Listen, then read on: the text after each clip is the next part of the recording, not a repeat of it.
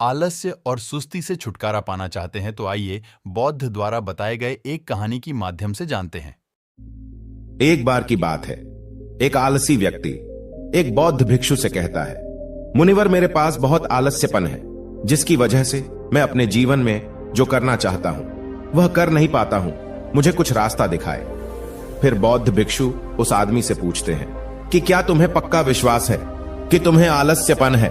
वह व्यक्ति कहता है, हां मुनिवर, केवल मैं ही नहीं, मेरे पूरे गांव के लोग कहते हैं कि मैं आलसी हूं।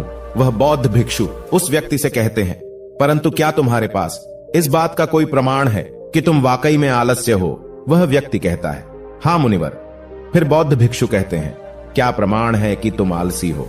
वह व्यक्ति कहता है कि मुनिवर, मैं जानता तो हूं कि व्यायाम करना मेरे स्वास्थ्य के लिए अच्छा तो है, लेकिन मैं चाहकर भी व्यायाम नहीं कर पाता हूं क्योंकि मेरा आलस्यपन मुझे सुबह जल्दी उठने ही नहीं देता।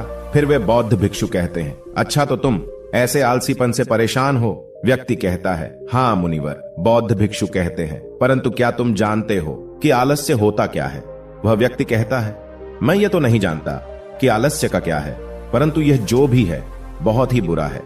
वह बौद्ध भिक्षु कहते हैं कि सबसे पहले तो तुम यह समझो कि जो भी चीज प्राकृतिक रूप से मनुष्य के भीतर है उसका कोई ना कोई उपयोग है, वह बुरी या अच्छी नहीं है। आलस एक भाव है, एक विचार है, जिसे जाने अनजाने में हम खुद ही पैदा करते हैं। वह व्यक्ति पूछता है, परंतु वो कैसे मुनिवर? फिर बौद्ध भिक्षु कहते हैं, आलस्य पैदा होने के दो ही कारण हैं, पहला शारीरिक और दूसरा मानसिक।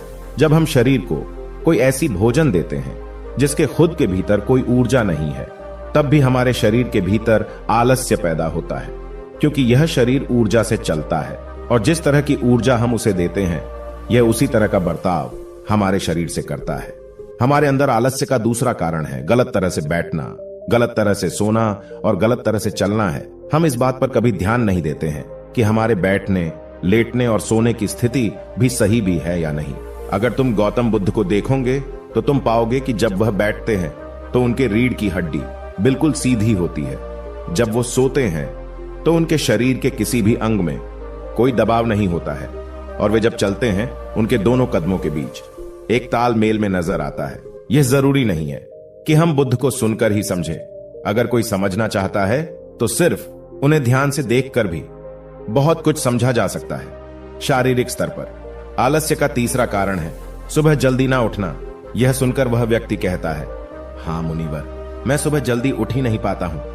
वह बौद्ध भिक्षु मुस्कुराते हैं और कहते हैं कि तुम सुबह जल्दी तभी उठ सकते हो जब तुम रात को सोने का एक सही समय निर्धारित कर लोगे। बौद्ध आश्रमों में प्रत्येक बौद्ध भिक्षु को अनुशासन का पालन करना होता है, क्योंकि अनुशासन हमारे जीवन में संतुलन लाता है। ज्यादातर लोग अनुशासन को बुरा समझते हैं क्योंकि उन्हें लगता है कि अनुशासन उन्हें बांधता है, जबकि असल में यह है कि अनुशासन हमें बांधता नहीं बल्कि मुक्त करता है। तब वह व्यक्ति पूछता है, परंतु मुनिवर, शुरुआत कहां से करें?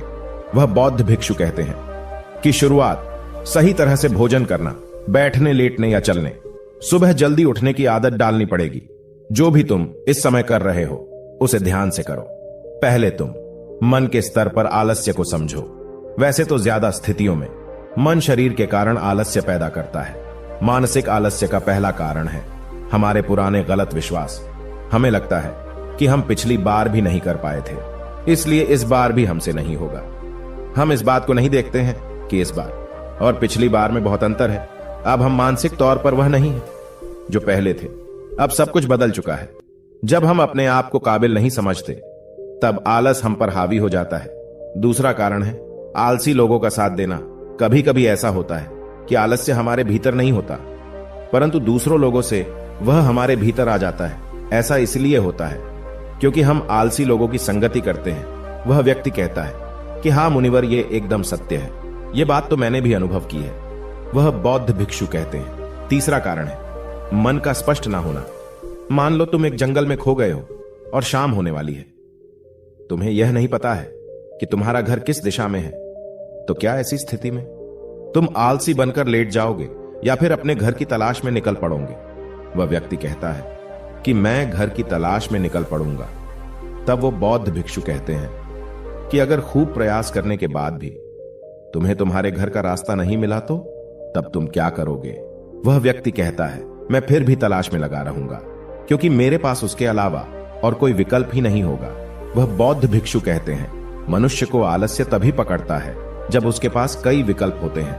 अगर किसी के पास सिर्फ एक ही विकल्प है तो उसका मन पूरी तरह से स्पष्ट होगा। अगर तुम अभी व्यायाम नहीं कर पा रहे हो तो उसका कारण तुम्हारे नजर का स्पष्ट नहीं होना है। तुम अभी भविष्य में होने वाले रोगों को नहीं देख पा रहे हो।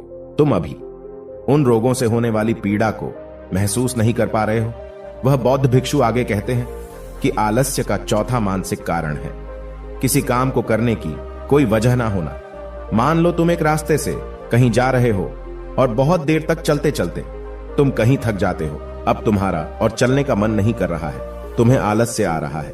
तभी तुम वहां देखते हो कि एक शेर तुम्हारे पीछे चला आ रहा है। तो क्या ऐसी परिस्थिति में भी तुम अपने आलस्य को लेकर वहां रुके रहोगे? नहीं ना। तो तुम इस बात को समझ लो कि आलस्य तुम्हें उसी काम को करने से रोकता है जिसे करने की कोई बड़ी वजह ना हो। वह व्यक्ति कहता है, धन्यवाद मुनिवर, अब मुझे आलस्य का सारा खेल समझ में आ गया।